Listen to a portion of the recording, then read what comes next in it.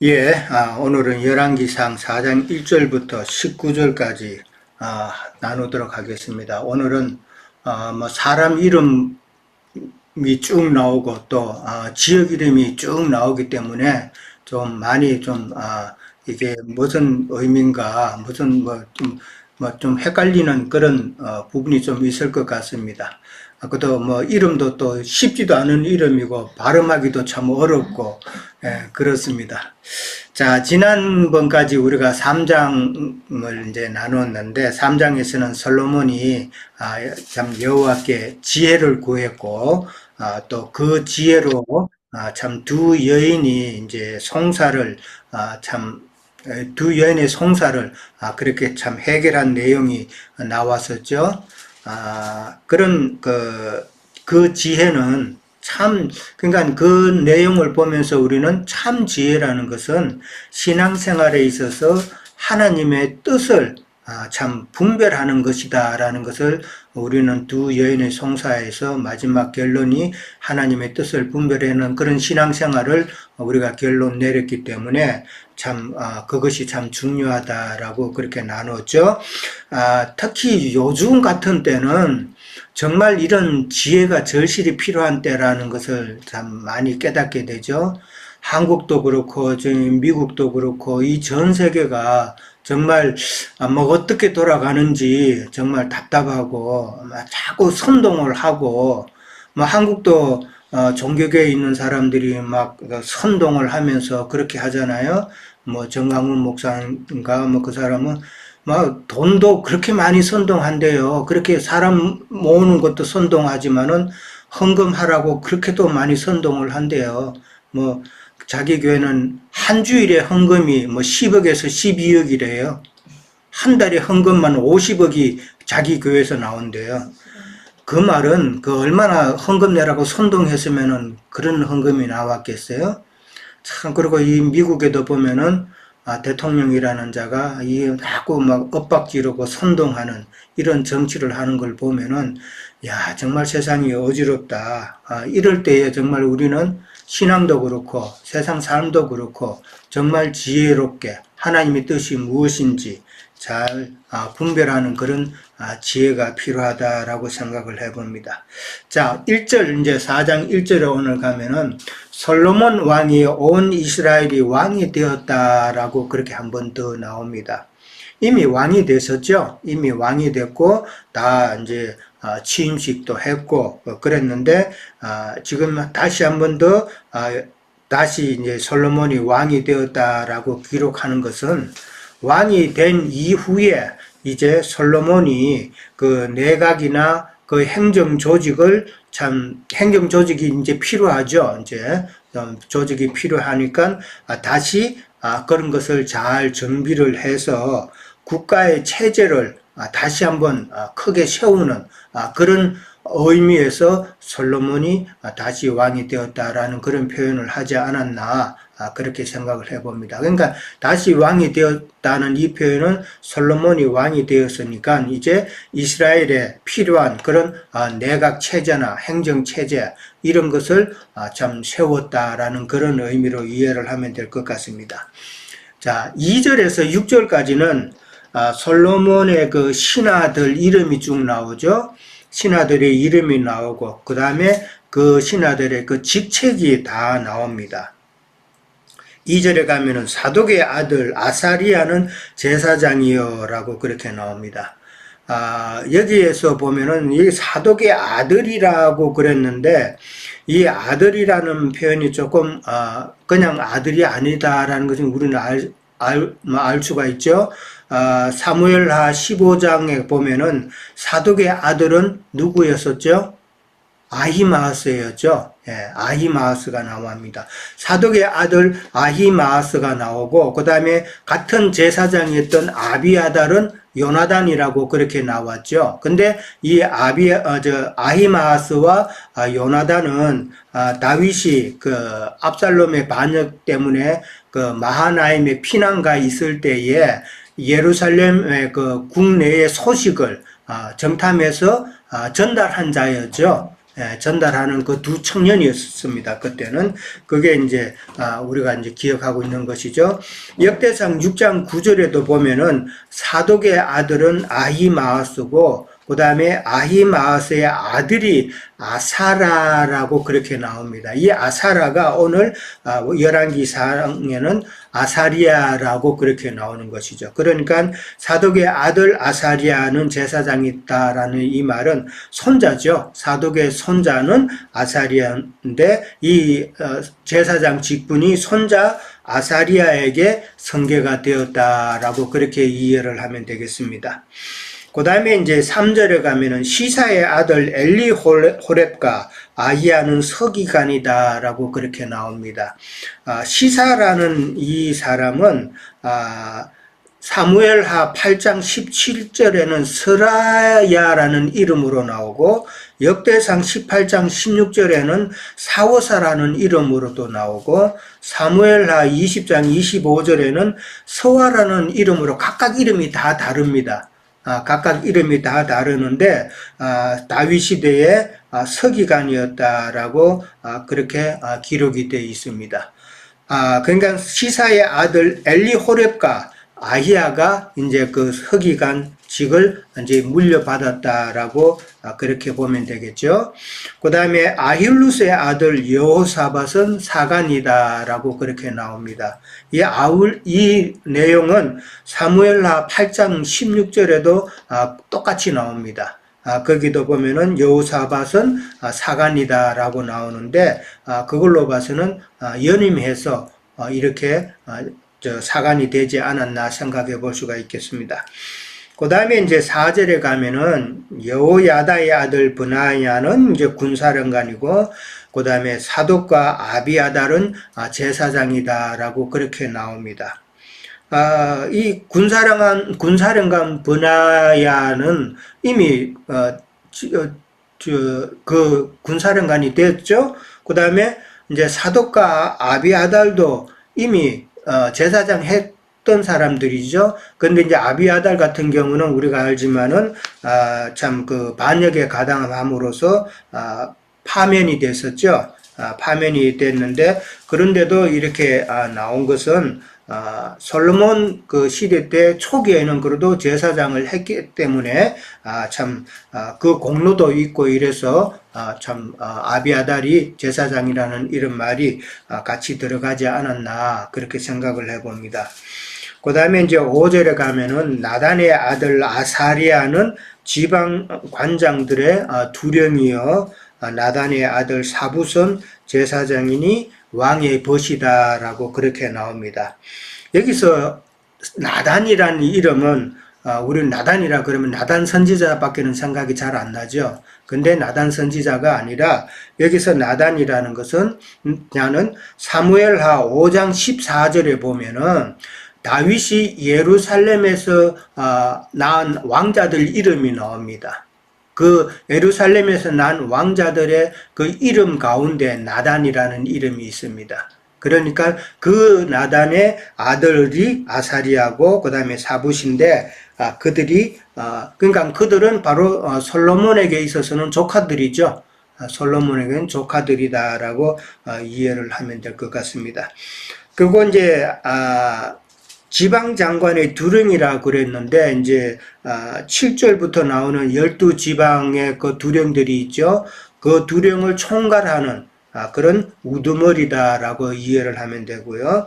그 다음에 사붓은 또 제사장이라는 말이 또 나옵니다. 제사장이고 그 다음에 왕의 벗이다라고 그러는데 사붓이 제사장이라는 이 제사장은 성막 봉사를 하는 제사장이라기보다는 참 왕과 더불어서 영적인 일을 논하는 그런 의미에서 멘토와 같은 그러니까 고문과 같은 그런 역할이지 않나 생각을 하고요. 그 다음에 이제 왕의 벗이다고 그랬습니다. 그러니까 왕의 벗이다라는 이 말은 상당히 왕이 신뢰하는 그런 자였다라는 것을 이제 표현하는 것이죠. 그 다음에 6절에 가면은 아히살은 국내 대신이다라고 그렇게 나오고 입다의 아들 아도니람은 노동감독관이다라고 그렇게 나옵니다.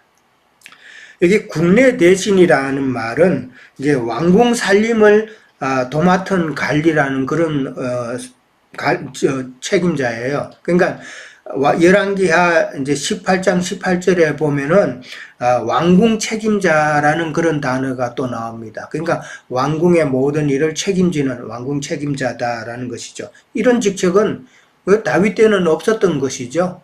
사울 시대나 다윗 때나 이런 직책은 없었는데 아무래도 이제 솔로몬이 왕성하고 그 궁의 살림도 커지고 이러니까 참 사람이 필요했던 거겠죠. 국내 대신. 그 다음에 입다의 아들 아돈이람은 노동감독관이었다라고 그러는데 사무엘하 20장 24절에는 아도람이라는 이름이 나옵니다. 그 사무엘하에 나오는 그 아도람이 열왕기상 오늘 나오는 그 아도니람과 같은 인물로 봅니다. 그러니까 사무엘하 20장 24절에도 보면은 이미 아도람은 감력관이었다라고 그렇게 표현이 나오죠. 이게 노동감독관이라고 여기서는 나오는데 사무엘하에 나왔던 감력관이라는 그 의미하고 같은 의미라고 보시면 되겠습니다. 자, 이제 이렇게 솔로몬의 신하들이 이름이 쭉 나왔는데 사무엘서에서는 주로 이제 사무엘하에서 그런 기록이 많이 나오는데 사무엘하에서는 다윗의 그 신하들의 이름을 나열할 때는 누구부터 먼저 나왔습니까? 군 사령관부터 해서 군대에 있는 그 장성들 이름이 쭉 나왔죠. 용사들의 이름이 쭉 나왔습니다. 그들이 이제 다윗의 신하 이름에 제일 먼저 기록이 되었죠. 그건 이제 사무엘서에 여러 군데가 나옵니다. 사무엘하에 여러 군데가 나오는데, 근데 이제 솔로몬 때는 지금 신하들을 설명하면서 군대 그 용사들은 전혀 이름이 지금 안 나오고 네 번째 가가지고 군사령관 브나야가 이제 나오죠. 그리고 이제 제일 먼저는 제사장부터는 먼저 나오고, 그 다음에 서기관이 나오고, 그 다음에 사관들이 이렇게 나온다. 이게 순서가 이렇다는 거는 어느 것이 더 이제 위에 있다는 거를 그걸 설명하는 것이죠. 제사장이 먼저 나왔고, 이렇게 나왔다라는 것이죠. 그러니까 다윗 시대 때는 아무래도 전쟁을 많이 했죠.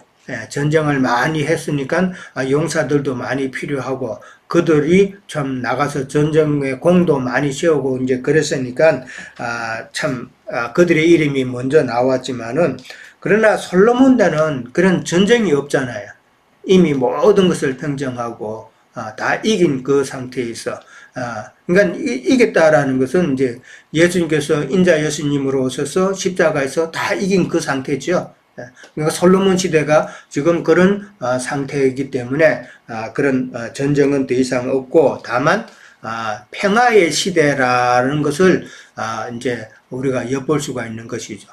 큰 나라를 이루었으니까 큰 나라를 갖다가 평안히 잘 참 정치를 하기 위해서는 모든 그 행정 체계나 이런 것들이 필요했다라는 것이죠. 그러니까 평화의 시대다라는 것이죠. 그 다음에 이제 우리가 좀 2절에서 6절 그 솔로몬의 신하들을 쭉 살펴보면서 우리가 한 가지 찾아볼 수 있는 것은 특징적인 것은 아들이라는 단어가 많이 나왔죠.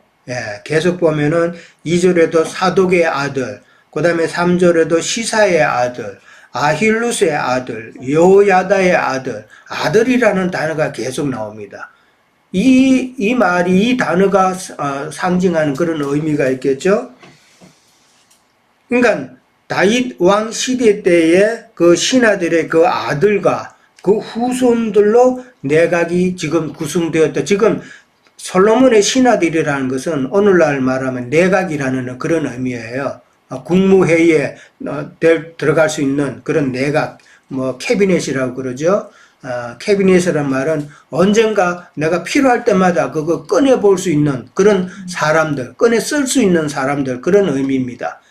그러니까 캐비넷은 항상 자기 그 사무실에 있잖아요. 그런 식으로 이해를 하면 되듯이 솔로몬도 이런 강요들을 그렇게 했는데 다윗 왕 시대 때에 그 아들이나 후손들을 갖다가 내각을 그렇게 구성했다라는 말은, 이거는 이제 믿음의 선진들의 그 영을 이어받은 자들로 이 그리스도의 내각이 구성될 거라는 것을 우리에게 알려주는 모습이 아닌가 생각을 해봅니다.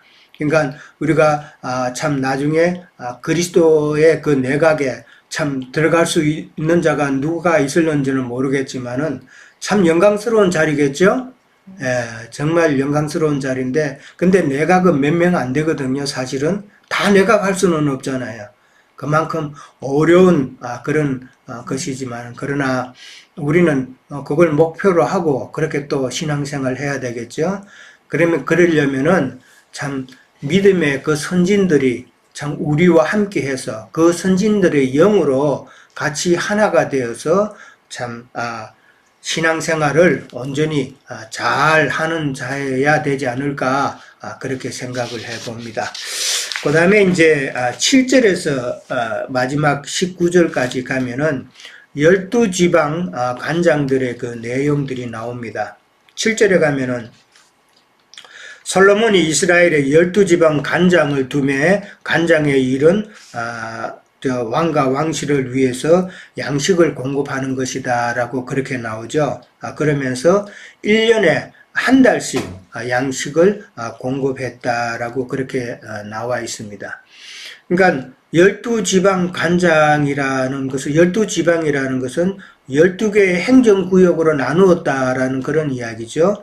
그러니까 이거는 여호수아가 가나안 땅을 점령하고 나서 12지파의 땅을 나눴는데 그거하고는 조금 차원이 다릅니다. 왜냐하면 지역이 서로 이제 다르게 나오니까 그거는 조금 차이가 있다라고 보시면 되고, 12지방이 그 관장들이라고는 나왔는데, 관장들이라면 오늘날 쉽게 말하자면은 대한민국의 그 뭐 도지사 그런 사람들이 되겠죠. 그렇게 이해하면 쉬울 것 같습니다. 근데 양식을 공급한다라고 그랬는데, 사실은 모든 그 식량도 제공을 했겠지만은 필요한 모든 물자 그런 것도 공급을 했을 것이고, 그 다음에 뭐 세금도 또 냈을 것이다라는 것이죠. 자, 8절부터 이제 가면은 12지방 관장들이 쭉 나옵니다. 8절에는 에브라임 산지에는 벤훌이라는 자가 있고, 9절에는 마가스와 살빔과 베스메스와 엘론 벳하난, 이건 다 단지파에 속한 지역이에요. 거기에는 벤데겔이라는 자가 관장이고, 그 다음에 10절에 가면 아룻봇에는 벤헤셋이라고 되어 있는데, 거기는 소고와 해별 온 땅을 주관했다라고 나옵니다. 11절에는 나밧돌 높은 땅 온 지방이라고 나오는데, 이거는 므낫세 지파에 해당하는 땅이에요. 거기에는 벤 아비나답이 참 가난을 했다고 그렇게 나옵니다. 근데 이 벤 아비나답은 솔로몬의 딸 다밧을 아내로 삼았다라고 그렇게 나오죠. 예, 뭐 공주를 아내로 삼았으니까 이 관장이라는 직분도 참 중요한 요직이었다라는 것을 우리가 생각해 볼 수는 있죠. 이 벤 아비나답이라고 하니까 아비나답의 아들이잖아요. 벤이라는 건 아들이란 뜻이니까. 그러니까 아비나답은 사무엘상 16장 8절에 보면은 나오는데, 이 아비나답은 다윗의 행으로 나오죠. 다윗의 행인데, 아비나답이 이제 기름 부으려고 했을 때 아비나답이 처음에 이제 나왔고 이렇게 설명이 나오는데, 그때 보면은 이 아비나답은 다윗의 행이다라고 볼 수가 있겠습니다.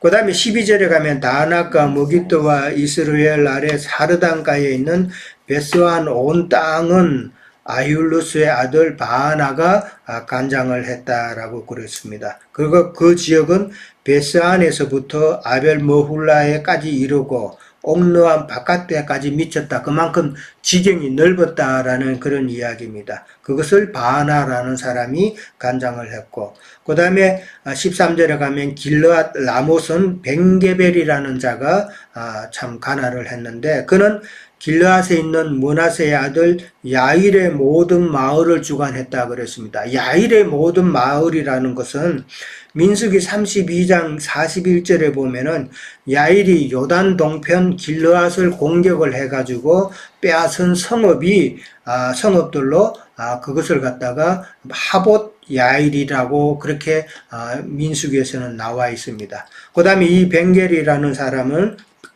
벤게벨은 바산 아르곱 땅의 성벽과 높이장이 있는 60개의 성읍도 주관했다라고 그랬습니다. 상당히 많은 지역을 지금 관할하고 있죠. 성벽과 높이장이 있다라는 말, 높이장이라는 말은 상당히 견고하다는 그런 의미잖아요. 성벽과 높이장이라는 것은 아주 견고한 그런 지역이죠. 그 다음에 14절에 가면은 마하나임에는 이또의 아들 아히나답이 관장을 했다 그랬습니다. 마하나임은 우리가 잘 아는 곳이죠. 갓 지파에 속한 그 땅이고 야곱이 하나님을 만난 곳이고 그 다음에 다윗이 피난해 있던 지역이었죠. 그 다음에 15절에 납달리에는 아히마하스가 관장을 했다라고 나옵니다. 여기 아히마하스는 아까 말했던 그 사독의 아들이 아닌가 그렇게 생각해 볼 수 있는데 솔로몬의 딸 바스맛을 아내로 삼았다. 그렇게 나옵니다. 그러니까 솔로몬의 딸 바스맛을 아내로 삼고 참 그 관장 중에 한 사람이 되었으니까 이 제사장의 직분은 자기 아들에게 그렇게 넘어가지 않았나 생각을 해볼 수 있는 거죠.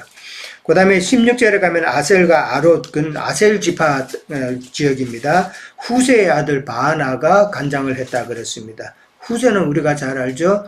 사무엘하 15장에 나오는 다윗의 친구라고 그렇게 잘 알고 있죠. 17절에 가는 이사갈 지파 땅입니다. 이는 바루야의 아들 여호사밧이 관장했고 18절에 가면 베냐민 지파에 있는 베냐민 지역은 엘라의 아들 시므이가 관장을 했다라고 나옵니다. 그리고 19절 마지막 절에는 아무리 사람의 왕 시온과 바산 왕 옥의 나라 길르앗 땅에는 우리의 아들 게벨이라는 자가 참 관장을 했다라는 것이죠. 그런데 그 땅에는 게벨 한 사람만 지방 관장이 되었다라는 말이 나옵니다. 이 말은 그 게벨이라는 자가 관장하는 지역이 너무 넓다라는 그런 이 의미로 저는 봅니다. 그러니까 두 사람이 나누어서 그렇게 할 정도의 그 분량인데 한 사람이 다 관장을 했다라는 그런 의미로 그렇게 생각을 해봅니다. 그러니까 12지방의 관장들이 세금으로 풍부한 그런 물자를 공급했다라는 그런 의미인데 한 가지 이제 우리가 보면은 거의 이제 많은 그 지파들이 다 참여를 했는데 그 중에 이제 다윗 가문의 지파인 유다 지역은 빠져 있다 그렇게 생각이 들거든요. 그럼 왜 유다 지파가 세금 내는 데에 빠져 있는지 이제 그거는 제가 정확하게는 모르겠습니다. 자, 이 12관장들은 이제 성경에 보면은 이제 12지파 그런 의미보다는 12달을 이제 의미하는 것으로 생각을 해야 되겠죠. 이제 이는 10이라는 거는 12제자들의 사역을 통해서 많은 영혼을 추수하는 그런 모습이다라는 것을 생각해 볼 수 있다라는 것이죠.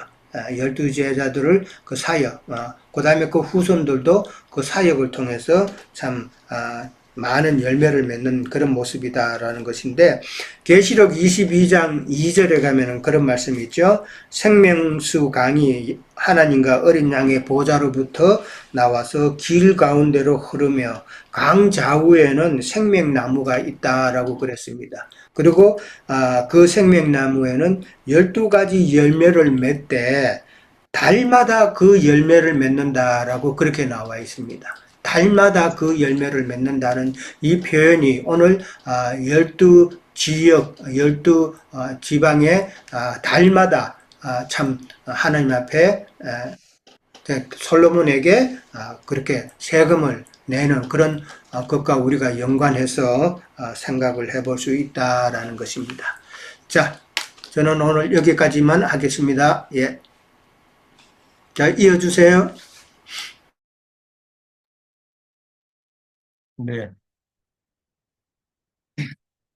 수고하셨습니다. 저도 열왕기상 4장을 솔로몬의 왕 이스라엘 왕이 되어서 이렇게 신하들과 통치하는 이런 모습을 보면서 에, 하나님의 어떤 상급 또 그 주님 안에서 아, 다스리는 자들을 통해서 이렇게 이해하는 게 맞다 이렇게 생각합니다.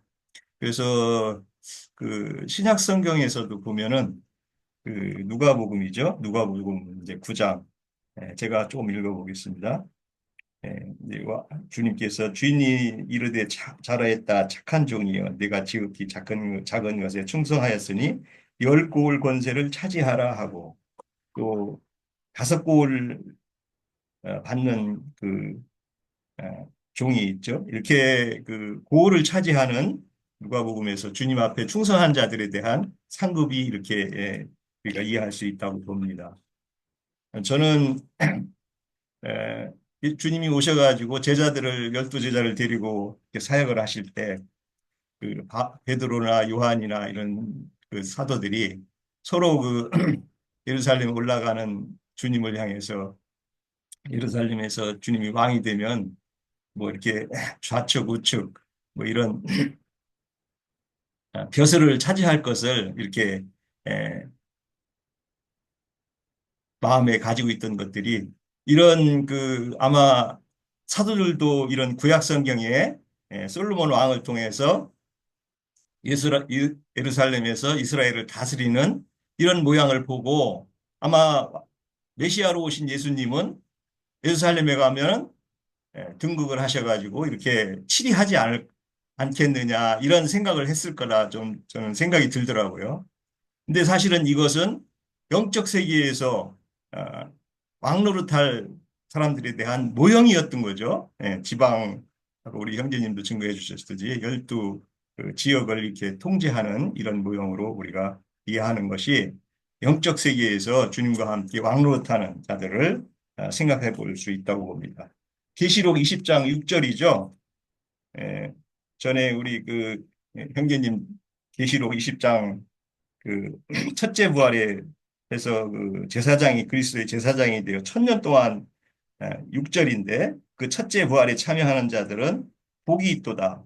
복이 있고 거룩하다. 둘째 사망에 그들을 다스리는 권세가 없고 도리어 그들이 하나님과 그리스도의 제사장이 되어 1000년 동안 그리스도와 더불어 왕노릇하고 그러고서 영세로 들어가서도 세세토록 왕노릇한다. 이제 이렇게 증거를 해주시고 그랬는데 그때 많은 우리 같이 신앙생활 하던 분들 중에 이렇게 좀 다른 노선으로 가는 분들이 아니 뭐 천국에서도 무슨 상급이 있고 뭐 있냐 구원받은 사람은 다 평등한데 왜 형님은 응? 천국에서도 이렇게 등급을 나누냐고 이렇게 참 비난했던 그런 것들이 우리 그 성경에서도 이렇게 왕노릇하고 첫째 부활에 들어가는 자들의 상급이 있고 또 아까 전에 읽었듯이 누가복음 그 19장이죠. 19장에서 열 곡을 다스리는 이런 그 성경에서도 이기는 자들에 대한 이런 그 상급을 그 많이 얘기하고 그리고 잘 달려라 온전한 상을 받으라 뭐 성경에는 그런 얘기가 많이 이어집니다. 그런데 그 자들은 어떻게 구원받은 게 그냥 상급이라는 말로 오늘날에 어떤 그 복음을 잘 전한다는 분도 천국에 가면 다 똑같은 구원받은 것이 상급인데 뭐 거기 가서도 무슨 응? 차등이 있냐 이렇게 증거하는 분도 계시더라고요. 그렇게 복음을 아주 다 깨달았다는 분인데도 참 그 보면 어디까지 이렇게 가려져 있는 분들의 그런 그 증거들이 성경을 끝까지 잘 이렇게 이해하고 주님의 말씀에 의해서 말씀 체계로 이어져 가는 이런 체계를 이해하지 않고 부분 가지고 이렇게 증거하는 분들은 그래서 늘 함정에 이렇게 좀 치우쳐 가는 것 같아요. 뭐 우리가 열왕기 보면서도 이렇게 세상에서 이렇게 솔로몬 왕을 통해서 등극한 분들의 이런 것을 보면서 세상에서 등극하는 걸로 이렇게 보면 안 되잖아요. 이게. 예. 영적 세계에서 이루어질 체계에 대한 내용이고 주님과 함께 왕노릇할 것에 대한 그림자라는 것이죠. 이런 것들이. 그래서 뭐 성경은 표상과 뭐 비유와 이런 것들을 또 다른 말씀을 통해서 정확하게 이해할 때 하나님의 뜻을 정확하게 이해한다는 거죠. 전에 그 마태복음 그 율법서를 형제님 증거하실 때 율법에 그 뜻이 있다는 거죠. 뜻. 하나님의 뜻을 발견해야지 문자대로만 이해하면은 맹인이고 병든 자들이죠. 오늘날 기독교인들이 다 이렇게 대화를 해보면 각색의 병들이 걸려가지고 참 이루 말할 수가 없어요. 사람마다 다 틀리더라고요. 근데 이 성경을 통해서 이렇게 그런 것들을 잘 치유받고, 아, 이런 것들이 부분 내가 오해했구나. 이렇게 나오는 분들이 참 보기 힘들어요. 그래서 우리는 참 주님 안에서 온전함이 무엇이고, 예, 또 그 뜻이 무엇인지를 말씀을 통해서 이렇게 깨달아 간다는 게 얼마나 축복이고 또 얼마나 참 주님 안에서 이 누림이 깊은지 참 이루 말할 수가 없습니다. 또 이렇게 말씀 잔치로 늘 우리들을 또 이렇게 에, 주님 안에서 경륜에 대한 비밀들을 이렇게 서로 증거하고 나눌 수 있다는 게 하나님 안의 축복이죠. 그래서 저는 이제 또 그 히브리서를 한번 보고 싶습니다. 히브리서 에, 9장, 9장이죠. 멜기세덱에 대해서 나온 건데 7장이군요. 7장, 7장. 7장 11절 제가 한번 보겠습니다. 레위 계통의 제사 직분으로 말미암아 온전함을 얻을 수 있었으면 그 아래 백성이 그 아래서 율법을 받았으니 어찌하여 아론 반차를 따르지 않고 멜기세덱 반차를 따르는 다른 한 제사장을 세울 필요가 있느냐. 오늘 읽은 데서 제사장이라는 용어가 많이 나옵니다. 우리 이렇게 통치하는 분들의 솔로몬 예하에서 그 통치하는 분들 중에 이제 제사장 직분을 많이 기록하는데 이 제사장 하면은 뭐 오늘날에는 이제 신부 목사들이 이제 제사장이라고 하는 그런 아론 반차의 그런 그 본인들이 레위 계통에 이제 이렇게라고 자기들이 주장을 많이 합니다. 물론 뭐 그렇지 않은 분들도 있지만 그런 것을 뉘앙스를 많이 갖고 있어요. 은연중에. 왜냐하면 자기들은 상신도고 일반 그 예배당에 나오는 분들은 평신도라는 거죠. 그래서 바울 사도가 얘기하는 참 5장에 나와 있죠. 너희가 그 멜기세덱에 관하여는 참 듣기가 둔하다 이렇게 이제 말을 하는데 창세기에 아브라함을 통해서 오셨던 멜기세덱에 대한 그 부분이 이제 제사장 예수님에 대한 상징인데 이것을 그래서 바울 사도는 5장에 이어서 7장에서는 이렇게 멜기세덱 반차의 제사장을 다시 설명을 이제 이렇게 해줍니다. 그랬을 때 제사장 직분이라는 게 예수님이 오신 뒤에는 우리가 뭐 어떤 아론 반차를 실현하는 게 아니라 다 주님 안에서 제사장 직분으로 불렀다는 거예요. 그것에 대한 이해가 베드로전서 2장 9절이죠. 2장 9절. 네. 그러나 너희는 택하신 족속이요 왕 같은 제사장들이요 거룩한 나라요 그의 소유가 된 백성이니 너희는 너희를 어두운 데서 불러내어 그 기이한 빛에 들어가게 하신 이의 아름다운 덕을 선포하게 하심이라 이렇게 됐는데 택하신 족속은 왕 같은 제사장으로 다 불렀다는 거예요. 예수님 안에서 소위 거듭난 자들은 주님을 영접한 자들은 제사장으로 다 불렀다는 거예요. 그런데 특별히 그 사역하는 자들 그 사람들만 제사장이라고 하는 오늘날의 신분이 목사니 이런 분들이 이런 이치를 모르는 것도 아니에요. 그런데도 이 세상 교회에서는 상신도 평신도 이렇게 나눠가지고 이런 실현하는 거 보면 그들이 얼마나 어둠에 잡혀 있고 가려져 있는 자들이라는 것을 말씀을 통해서 우리가 이해할 수 있는 거죠. 저는 참 주님을 영접하고 나서는 이런 말씀을 읽을 때 어떻게 상신돈이 평신돈이 하는 말들을 일부 많은 사람들은 그건 잘못됐다고 하면서도 그걸 실현하는 거예요. 강당에 설 수 있는 사람들은 뭐 매매하는 자들이라고 이제 계시록에서 우리 형제님 통해서 우리가 증거를 받고 영혼을 마귀한테 소개하는 자들로 변질이 된 거죠. 아론 반차를 실현하는 사람들이. 이게 참 놀라운 마귀의 작전이고 이 괴계인데 이거를 그들이 참 사역자들이 이걸 명확하게 이해를 해야 되고 오늘날의 제사장이라는 것은 주님 앞에 사람을 드리고 본인도 주님 앞에 서야 되고 사람을 얻어서 정말 많은 사람을 온전케 해서 예, 주님 앞에 세우는 제사장으로 이를 충성되게 해야 된다고 이렇게 봅니다.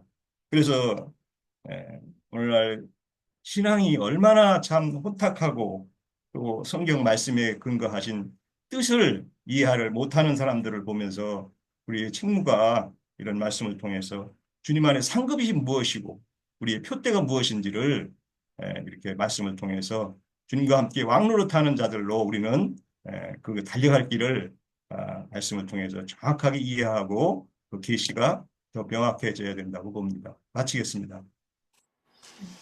예, 수고하셨습니다. 예, 또 이어주실 분? 예. 네, 저는 고린도전서 12장을 한번 보면서 좀 말씀 이어갈까 합니다. 그 신약 성경 278면 정도 되겠네요.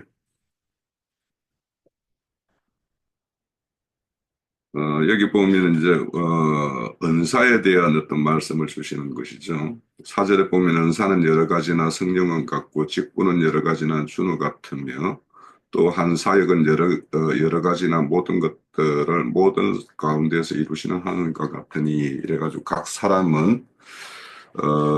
사람에게 성령을 나타내심은 유익하게 하려 하심이라 하고 이제 쭉 이어서 이제 그 은사의 여러 종류들을 이제 소개하고 12절에 보면 몸은 하나인데 많은 지체가 있고 몸의 지체가 많으나 한 몸과 한 몸과 같이 그리스도도 그러하니라 이렇게 말씀을 해요. 그러면 이제 은사의 목적이라는 것은 그리스도 몸을 지어가기 위해서 필요한 것들을 하나님께서 이렇게 공급하는 것을 말하겠죠.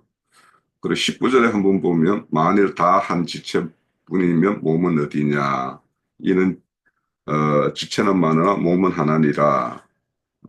눈이 손들어 내가 너를 쓸 데가 없다 하거나 또는 한 머리가 발들어 내가 너를 쓸 데가 없다 하지 못하리라 이렇게 말씀을 해요. 그러니까 하나님께서는 모든 것이 이제 필요하기 때문에 모든 그 지체들을 교회 가운데 불렀고 교회 가운데에는 모든 지체들이 자기가 맡은 일들이 있다라는 거예요. 그래서 우리 모든 지체는 교회의 어떤 역할과 이런 책임 이런 것들을 이렇게 가지고 있는가 하는 것들을 한번 생각해 보면서 오늘 말씀을 좀 봤으면 좋겠고요.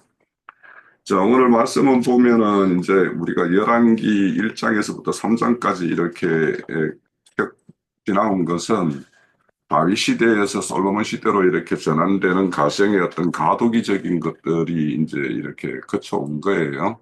그래서 다윗 시대 때서 이제 그런 어떤 악행이라고 할 수 있는 것들에 대해서는 이렇게 징벌로서 또 아니면 이제 그 돈이 되는 거에 대해서는 이런 상으로 이렇게 하는 것들이 이제 2장까지 있었고 3장에 오면 이제 솔로몬이 이렇게 지혜로운 이렇게 재판을 했다라는 거 하나로 이렇게 소개하고 바로 이제 4장에 오면 이제 솔로몬의 그 왕국의 어떤 통치에 대한 어떤 그 말씀으로 딱 이렇게 이어져요. 그러면은 우리 3장에 이렇게 그냥 지나왔지만 그 솔로몬의 어떤 재판 하나의 어떤 예시로만 들었을 뿐이지 그 어떤 솔로몬 왕국이 어떤 행정이나 어떤 군정이나 이런 재반 어떤 그런 사회의 어떤 체계가 이렇게 하나의 어떤 그 재판으로 표현된 그런 어떤 체계가 이렇게 갖추고 있구나 하는 것을 이제 보여주는 하나의 그 샘플이라고 저는 우리는 봐야 될 것 같아요. 그래서 이제 실질적으로 그 왕이라고 하면 이제 오늘날로 보면 이제 대통령제에서는 대통령과 같은데 우리 대통령은 행정의 어떤 수반이라고 그러고 군의 어떤 통수권이라고 그래요. 그래서 모든 것들은 이제 왕에 의해서 이제 이렇게 통치되는 것인데 오늘 1절에 보면은 온 이스라엘의 왕이 되었고라고 해요. 그 왕이 되기는 그 이전에도 사실 왕이 되었죠. 왕이었죠. 그렇지만 이제 여기에서 온 이스라엘 왕이 되었다라고 이렇게 표현하는 것은 실질적으로 다윗 시대 때는 그 베냐민 지파 그리고 북이스라엘 유다 지파를 제외한 나머지 지파들이 끊임없는 어떤 그런 반역을 일으키고 이렇게 했었어요. 그래서 실질적으로 겉으로 보면 왕국의 통일 왕국인 것 같지만 그 내면적으로 보면 그렇게 온전한 통일을 이루었다라고 할 수가 없기 때문에 지금 이제 그런 그 가두기가 끝나고 이런 어떤 모든 것이 정비되었을 때 이제 이 온 이스라엘 왕이 되었다 이렇게 표현을 하는 것 같아요. 그래서 우리가 지나오면은 이제 사울 같은 경우는 베냐민 지파 중심이었고 다윗은 유다 지파 중심이었고 이제 그런 것들이 보였죠. 그리고 이제 그 전체적으로 보면 1절에서 6절까지는 이제 그 중앙 정부에 대한 그 중앙 왕을 중심으로 한 중앙 정부에 대한 어떤 신하들에 대한 이야기고 그리고 이제 그 7절부터 19절까지는 이제 지방 정부. 그래서 어째 보면 오늘날 우리도 이제 그 우리나라 같은 경우도 중앙 정부가 있고 지방 정부가 있는데 우리나라 같은 경우에는 이제 지방 정부에 대한 어떤 그런 그 어떤 그 헌법적 그 체계는 재헌 헌법에서부터 사실은 있었다고 그래요. 그런데 이제 실질적으로 그것이 어, 지방 분권형 그이 된 그는 김영삼 정부예요. 그리고 95년도 그러니까 그 군정이 끝나고 이제 민간 정부로 이제 넘어오면서 이제 이렇게 분권형이 되었는데 이게 이제 분권형이 이렇게 돼야 되는 것은 이제 그 통치의 어떤 그런 원활한 것도 있지만 실질적으로 또, 그, 나라의 어떤 온기를 이렇게 지방 곳곳까지 이렇게 펼쳐 나가는 데에도 이게 지방 분권형이 안 되면 실질적으로 중앙 집권형이 되면 이제 어떤 특정 어떤 핵심 코어에 의해서 이제 모든 것이 이제 이렇게 집행되는 것이 되기 때문에 이제 그 변두리에는 이제 온기가 안 퍼지죠. 그래서 그런 어떤 걸 이렇게 보면 솔로몬의 어떤 그런 왕국의 어떤 치세의 어떤 모양은 오늘날의 어떤 정부 형태, 선진 정부 형태 같은 이런 것까지도 이렇게 띄고 있다라고 이렇게 볼 수 있을 것 같아요. 그리고 앞서 이제 형제님 증거 주신 대로 다윗은 이제 전쟁 때문에 군인이 이제 중심적이었다라면 솔로몬 시대에 와서는 이제 제사장 중심으로 이렇게 전환이 되죠. 그러니까 이제 제사장 중심의 어떤 인물들이 이렇게 곳곳에 이렇게 등용이 되니까 이제 성전이라는 것을 짓는 일, 뭐 이런 거에 대한 어떤 강한 욕구와 집행력이 이제 이렇게 생겼다라고 볼 수 있겠죠. 그런 것이 좀 특징이라고 할 수 있고, 또 6절에 보면 노동감독관을 이렇게 세웠다라고 이런 거를 보면 이제 앞으로 솔로몬의 왕국의 어떤 부역이 얼마나 이렇게 크게 일어날 그런 왕국인가 하는 것들을 이제 볼 수가 있어요. 그래서 이제 앞으로 이제 그거는 성전을 짓는데 이런데 어떤 그런 많은 노동력을 이렇게 부역을 일으킬 그런 특징을 좀 가지고 있다라고 생각이 들고 그리고 이제 여기 보면 서기관과 사관을 이렇게 특별히 이제 이렇게 언급을 해요. 그래서 이제 우리는 이제 서기관과 사관들이 이렇게 하는 것들은 이제 왕국의 이제 통치에서 일어나는 어떤 사건들을 이렇게 기록하는 것들, 이런 것들이 이제 맡은 직무죠. 그래서, 실질적으로 이제 그 역사적인 기록, 이거는 겉으로 보면 인간들의 어떤 세상에서 일어나는 어떤 뭐 어떤 사건들, 뭐 이런 집행권들의 어떤 이야기겠지만, 실질적으로는 사람을 앞세워서 배후에서 하나님께서 하시는 일에 대한 어떤 기록이기 때문에 우리는 그런 차원에서 이제 우리가 지금 열왕기라든지 이런 역사서를 이렇게 보고 있잖아요. 그래서 우리는 겉으로 이렇게 드러나는 어떤 모양 그 배후에 하나님께서 이제 이렇게 일하신다라는 거, 이런 것까지도 이렇게 보면, 그래서 이제 이런 서기관들, 사관들을 이렇게 세워서 왕국의 어떤 통치의 어떤 모든 것들을 이렇게 기록으로 남기는 것은 굉장히 이제 중요하죠. 그래서 이제 그리고는 이제 이런 것들이 왕에게 보고되었을 때는 왕의 이제 이렇게 통치하고 나아가고자 하는 어떤 그런 어떤 계획과 그거에 이제 차질이 생겼을 때는 이제 독촉하고 또 거기에 필요한 물자가 있으면 물자를 더 투입하고 이런 것들이 이제 이루어질 수가 있겠죠. 그래서 이제 그런 어떤 기록이라는 거 이런 것들은 너무도 중요한 것이고. 그래서 이제 그 과거에 이제 지나온 우리 나라에서도 이제 대통령 같은 경우에 이 대통령 기록물이 노무현 정부 때는 모든 기록을 다 남겼다고 그래요. 그래서 이제 그 대통령 기록물의 어떤 그 분량으로 따져보면 뭐 다른 역대 대통령들하고 비교할 수 없을 정도로 그렇게 기록을 이렇게 남겼다라고 그렇게 해요. 그래서 이제 그런 것들로 보면 어 모든 것은 역사는 이제 후세가 이렇게 평가하는 것이기 때문에 그래서 이제 사실 그 당시에 노무현 대통령 그 당시에 보면 굉장히 그 조롱거리였죠. 한마디로 막 사람들이 거의 조롱 삼듯이 했지만은 지금 그가 이제 지난 20년이 지난 이 시점에 와서는 이제 그에 대한 평가가 다 달라지고 있잖아요. 어째 보면 굉장히 앞서간 사람이었는데 시대가 이렇게 뒤따르지 못하는 그런 어떤 시대의 역사로 이렇게 많은 사람들이 그렇게 평가를 합니다. 그래서 그런 것들은 역사에 대해서 자기의 통치 원칙에 대해서 자신 있는 사람만이 이런 사관과 서기관을 풍성하게 두어서 이렇게 촘촘하게 이렇게 기록으로 남길 수가 있는 거죠. 그런데 자기가 그렇게 통치할 때 떳떳하지 못한 사람들은 기록물을 안 남겨요. 그 대표적인 것이 이명박 정부예요. 이명박 정부 같은 경우에는 그런 기록물을 거의 남기지 않았다라고 그래요. 그러니까 왜 그러냐? 자기가 한 어떤 행정에 대해서 책임을 이렇게 모든 것을 이렇게 드러내는 것에 대한 어떤 그런 것이 있으니까 그런 거죠. 그런 것이 이제 이런 서기관 사관을 두는 것이 이제 이 솔로몬 정부의 하나의 어떤 것을 볼 수 있고. 그리고 이제 나단의 아들 사봇이 이렇게 그 왕의 어떤 벗이 되었다라고 이런 말 기록을 하고 있어요. 참 이런 것들 이 왕의 벗이 된 거는 이렇게 간직은 아니잖아요. 그런데도 이제 이렇게 기록하는 걸 보면 왕이라는 사람은 어떤 그런 어떤 행정적인 어떤 그런 절차적인 어떤 부분의 어떤 일들을 그냥 오늘날로 보면 이제 매뉴얼에 따라서 그렇게 원칙대로 절차대로 이렇게 진행을 해야 되는 것이죠. 그런데 이제 그런 가정에도 이제 하다 보면 왕으로서는 이제 고뇌와 번민이 있겠죠. 그 한계도 있을 것이고 그러다 보면 자기의 어떤 그런 어떤 그 속내를 이렇게 풀고 할 수 있는 벗이라는 것은 굉장히 중요하다고 생각이 들어요. 그래서 그런 왕이라는 자리나 이런 거는 굉장히 고독한 자리고 힘든 자리예요, 사실은. 그래서 그런 것들을 보면 주위에 그런 어떤 좋은 어떤 벗을 두어서 왕의 어떤 그런 신음, 어떤 인간적인 신음 이런 것들을 푸는 것은 굉장히 중요하죠. 이런 것들은 조직이 아무리 작은 단위도 매 마찬가지일 거예요.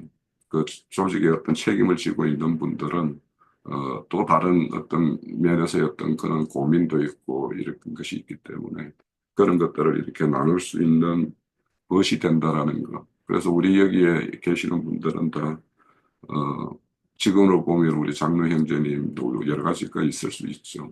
그런 것들에 대해서 좋은 벗이 될 수 있는 어떤 그런 것이 되면 좋죠. 그리고는 이제 그 이제 지방 간을 이렇게 12지방을 세워서 이제 한 달에, 1년에 한 달씩 그 왕실의 어떤 양식을 이렇게 책임지는 거, 이런 것을 이제 기록을 하고 있어요. 그래서 이런 것들을 보면 왕이 먹는 양식은 이제 주님도 그러셨죠. 그 요한복음 4장에 보면 나는 보내시는 이의 일을 이루는 것이 나의 양식이다. 이렇게 말씀을 해요. 그것이 이제 양식이라는 거죠. 우리도 그렇게, 우리는 말씀이 양식인 걸로만 이렇게 이해하는데, 실질적으로는 말씀이 어떤, 내 안에서 어떤 뭔가, 신령한 것으로 이렇게 변화시되는 것도 있고, 또 우리가 가진 말씀이 우리 교회를 이렇게 더 이렇게 굳건하게 세우는 면이 있고 그럴 거예요. 그런 것들을 이렇게 발견하고 보는 것들, 이런 것을 좀 낙으로 삼고 그것이 나의 양식이 되어야 되지 않을까. 그래서 그 양식이라는 개념도, 어, 그러니까 우리가, 어, 믿음의 어떤 길을 갈 때 계속 그 길을 이렇게 추동해서, 계속 나아갈 수 있는 것은, 뭔가 이렇게 자기 안의 어떤 결실, 교회에서 이렇게 전체적으로 드러나는 어떤 결실, 이런 것들이 볼 때 힘이 되고 에너지가 되잖아요. 그래서 그런 것들처럼, 어, 이런 어떤 양식이 된다라는 것은 모두가 하나님의 어떤 그 왕실이라는 것은 오늘로 보면 이제 하나님의 어떤 양식을 준비하는 것이기 때문에 하나님의 양식은 우리가 이렇게 잘 이렇게 갖추어진 어떤 영혼들, 이런 것들이 이제 양식이라면 그런 양식을 준비하기 위해서 우리 각자도 각자 차원에서 일도 있고 교회 차원의 일도 있을 거예요. 그런 것들을 그러니까 12지방으로 이렇게 나누어서 이렇게 한 달씩 했다라는 것은 모두에게 책임이 있다라는 것이다라는 것을 이렇게 표현하는 걸로 볼 수가 있을 것 같아요. 그래서 결국에는 이제 주님은 잃어버린 양을 이렇게 찾아서 하나님의 것으로 이렇게 돌리는 것을 이제 양식으로 본인이 양식으로 삼았어요. 그러니까 어, 그런 것처럼 우리도 어떤 믿음의 일에서는 우리를 통해서 이렇게 뭔가 이루어지는 그 일들이 이렇게 참 뭔가 눈으로 드러날 때 굉장히 본인도 힘이 되지만 또 같이 하는 어떤 그런 그 지체들에게도 힘이 되는 것이니까 그런 차원에서 이렇게 이 12지방의 어떤 양식을 이렇게 생각해 보면 좋겠고 아까 이제 형제님 증거 중에서 이제 여기 보면 이제 아까 이제 아들들 저는 이제 보지를 못했는데 많은 아들들 이렇게 이야기하는데 그건 이제 형제님의 대로 이렇게 뭔가 다윗 시대 때 어떤 대를 이어서 이제 충성하는 어떤 그런 면도 있겠지만 다른 한 면은 이게 그 어떤 그 통치 기구를 이렇게 꾸릴 때 방평책도 굉장히 많이 필요한 것인데 이것이 어떤 특정 어떤 걸로만 이렇게 이어진다라면 이것도 이제 실질적으로 어떤 다른 한 면에서 장점과 단점이 있을 수 있어서 오늘날 어떤 시대로 보면 이제 이런 폐쇄성 또 교회에 보면은 대를 이어서 어떤 그 담임 목사가 아버지의 교회를 아들이 잇는 어떤 뭐 이런 것들로 이렇게 드러나는 것들도 있어서 어째 보면 이제 장단점이 있다라는 생각이 들고요. 19절에 이제 거기 보면은 이제 아까 형제님 말씀 중에서 보면 시온과 바산 왕 그러니까 그 당시에는 이제 동편 두 나라였죠. 아모리 족속이 그 시온이 다스리는 것이 고개 나라가 있어. 그래서 두 나라를 한 사람으로 이렇게 세워서 이렇게 지방 분권화를 했다라는 어떤 그런 말씀으로 보여요. 그래서 이제 동편 그 넓은 땅을 이렇게 다스리는데 특별히 한 사람만 이렇게 둔 이유는 뭐 적절한 인물이 없어서인지 아니면은 12이라는 사람을 딱 맞추기 위해서 그랬는지는 모르겠는데 뭐 그런 것이 있겠죠. 예. 아무튼 이제 오늘 그 전체적인 내용을 보면은 이제 앞으로 이어질 어떤 내용들이 그는 어떤 솔로몬 왕국의 어떤 기초 틀을 이렇게 보여준 것인데 이 기초 틀을 가지고 무슨 일을 할 것인가 하는 것들도 조금은 이렇게 예측해 볼 수 있는 그런 말씀들이었다라고 생각이 듭니다. 예, 마칠게요. 예, 감사합니다. 혹시 또 다른 지체분들 계신가요? 예, 그러면 우리 장로 형제님께로 넘어가도록 하겠습니다. 혹시 장로 형제님 말씀하실 게 있으면 해주시고, 예. 네, 오늘도 난 느끼길 뭐 내가 특별히 참여를 해서 뭘 가르치고 그럴 필요는 없을 것 같고요. 잘들 집회 잘 하셨고, 어, 중국 이야기를 좀 생각이 났어요. 예, 그 중원 문명에 대해서 자부심을 굉장히 가지고 있었던 중국의 역사학자 잘 아시는 그 사마천이라는 사람 아마 얘기 다 들어보셨을 거예요. 이제 그 역사 시간에 배웠겠죠. 예, 그 사마천이라는 사람이 태평성대라는 말을 이게 자기의 사기에 중국 역사를 기록하는 사기에 요순 시대라고 이렇게 지적을 했거든요. 그 요나라나 순나라의 임금들은 에, 많은 어떤 그 전국 시대를 평정을 하고 평화 시대를 일으켰다. 이제 그런 의미로 표현을 그렇게 이제 태평성대 시대였었다. 이제 이렇게 표현을 했는데 이런 것은 세상의 역사지만 성경에서도 요임금이나 뭐 순임금이 뭐 그 시대를 어떻게 다스렸기에 그 중국의 그 사가가 표현을 하기를 요순의 그 태평시대다. 뭐 이런 표현을 했을까. 또 그걸 생각을 하면서 세상 나라가 과연 태평성대라는 것이 있을 수가 있을까? 결국은 세상 나라가 주와 그 그리스도의 나라가 되어져야만 메시아의 왕국이 성취되어져야만 태평성대가 오는 건데 우리는 예수 그리스도와 그분의 나라가 예, 빨리 성취가 되는 것, 세상이 새롭게 되어져서 주님께서 왕권을 잡고 온 세상을 통치하시는 그 시대가 정말로 모든 사람들이 그렇게 염원하는 태평성대 시대가 되는 건데 그게 메시아의 시대인 것이죠. 우리는 그걸 지금 고대하고 있어요. 가장 어질고 착한 그 임군 중의 임금님은 예수님이신데 이것을 증거하고 그 예수님의 나라 즉 천국을 선포하는 일이 맞춰지기 전에는 태평성대는 오지 않는 것이고 전시시대인 것이죠. 전국시대인 것이죠.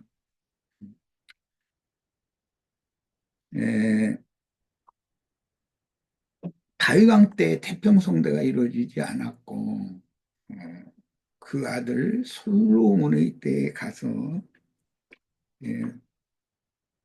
이스라엘 나라의 각 부서, 부처의 처장이나 장관들을 이렇게 쭉 세워서 이스라엘 나라를 공동으로 다스리는 동역자들과 함께 다스리는 솔로몬의 모습을 오늘 우리가 읽었어요.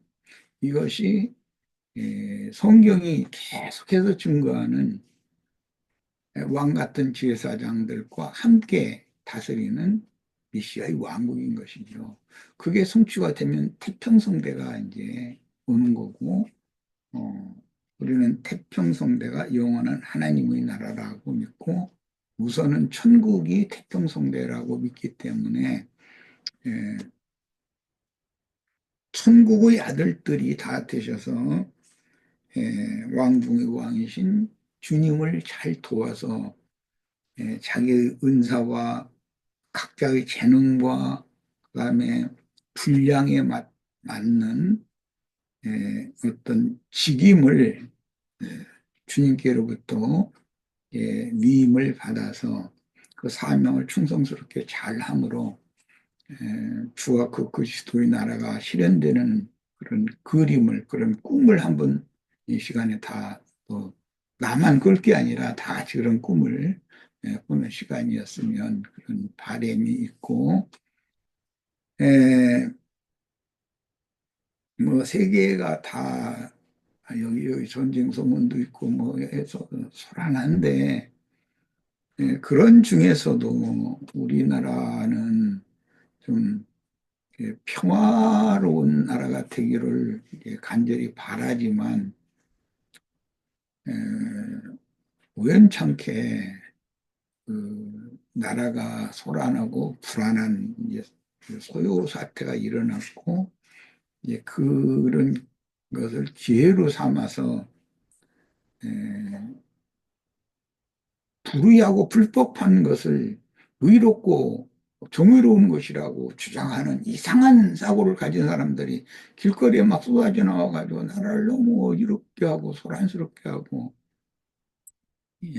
이런 상황이 있는데 거기에다 지금 우리 유형제님, 수연자매님 그 친정 고향 동네 그쪽 지역이 지금 산불이 나가지고 화마가 휩쓸고 가서 오늘 아침에 신문에 보니까 뭐 바닷가에까지, 영덕 바닷가에까지 그 항구에 매놓은 배도 막 다 불이 붙어서 불탔다고 그러고 그래요.